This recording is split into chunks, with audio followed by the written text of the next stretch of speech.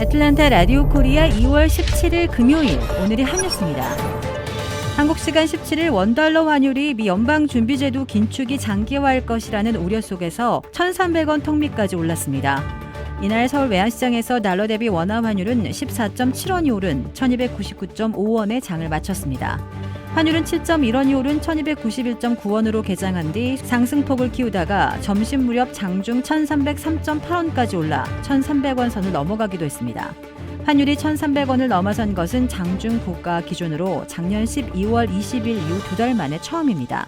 환율은 인플레이션이 예상만큼 빠르게 꺾이지 않는다는 우려와 연준 위원들의 매파적 발언 등의 강한 상승 압력을 받았습니다. 2020년 대선 당시 선거 사기를 주장했던 도널드 트럼프 전 대통령의 조지아주 선거 개입 여부를 조사했던 특별 대배심이 지난 대선에서 광범위한 선거 사기를 발견하지 못했다고 결론지었습니다. 또 대배심은 증인 일부를 위증으로 기소할 것을 검찰에 권고했으나 해당 증인의 이름은 공개하지 않았습니다. 이런 내용을 담은 특별 대배심의 조사 결과 보고서가 어제 공개됐습니다. 이 보고서는 우리는 2020년 대선 당시 조지아에서 선거 결과를 뒤집을 수 있는 광범위한 사기가 없었음을 만장일치로 확인했다고 밝혔습니다. 조지아주는 지난 대선 당시 조 바이든 대통령이 트럼프 전 대통령을 0.25%포인트라는 간발의 차이로 물리치며 선거 승리에 결정적인 역할을 한 곳입니다.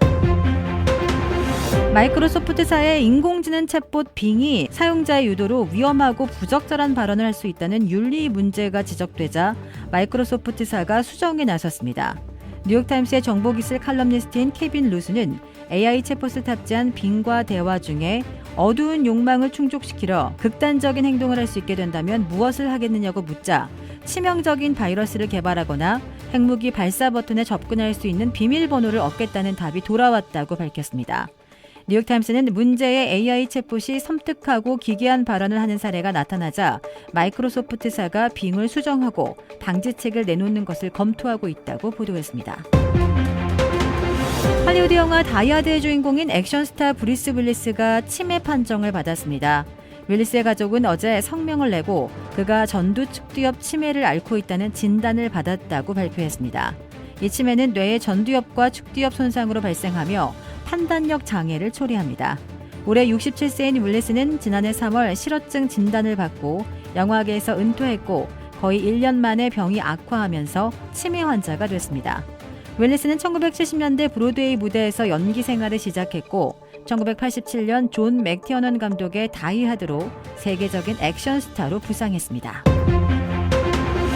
트르키의 남동부와 시리아 서북부를 강타한 지진으로 인한 사망자가 현지 시간 17일 4만 4천 명에 육박했습니다. 그러나 사고 11일째에도 기적 같은 구조 소식이 끊이지 않으면서 구조대가 막판까지 사력을 다하고 있습니다.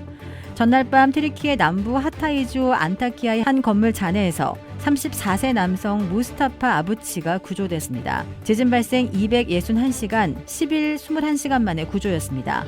그는 들것에 실린 채 자신의 갓난아이를 아는 부모와 영상통화를 했습니다. 아부치에 이어 같은 건물에서 26세 남성 메헤뭇 알리도 구조됐습니다. 내전적인 시리아 북부에서는 사망자 집계조차 수일째 업데이트가 되지 않은 가운데 지진 후 처음으로 정부군과 반군 간의 군사 충돌까지 벌어졌습니다. 대장동 위례신도시 개발 비리와 관련해 4,800억 원대의 배임 혐의 등으로 구속영장이 청구된 이재명 더불어민주당 대표에 대해 국회 체포동의를 얻기 위한 절차가 시작됐습니다. 서울중앙지방법원은 이 대표에 대한 체포동의 요구서를 검찰에 보내 구속 전 피의자 신문을 열기 위한 절차에 들어갔습니다. 한국 법무부가 검찰로부터 요구서를 넘겨받아 대통령 재가를 받은 뒤 국회에 제출하면 이후 처음 열리는 본회의에 보고된 뒤 24시간 이후 72시간 이내 표결에 붙여집니다. 이 대표는 대장동 개발 과정에서 측근들과 공모해 남욱 변호사, 화천대유 대주주 김만배 씨 등 민간업자들에게 특혜를 몰아주고 성남도시개발공사에 4,895억 원의 손해를 끼친 배임 혐의를 받고 있습니다. 한편 검찰 구속영장 청구에 대한 더불어민주당과 이재명 대표 측의 거센 반발은 이틀째 계속되고 있습니다. 이 대표는 윤석열 정권이 정적 제거라는 부당한 정치적 목적을 위해 영장을 청구했다며 구속 요건을 조목조목 반박하는 자료도 배포했습니다. 주택 구매뿐만 아니라 커머셜, 웨어하우스, 비즈니스 건물까지 부동산계의 큰손 이주환 부동산. 크레딧 카드 빚 최대 80%까지 탕감. 크레딧은 지켜드리고 빚은 줄여드리는 O3 컨설팅이 오늘의 한 뉴스를 후원합니다.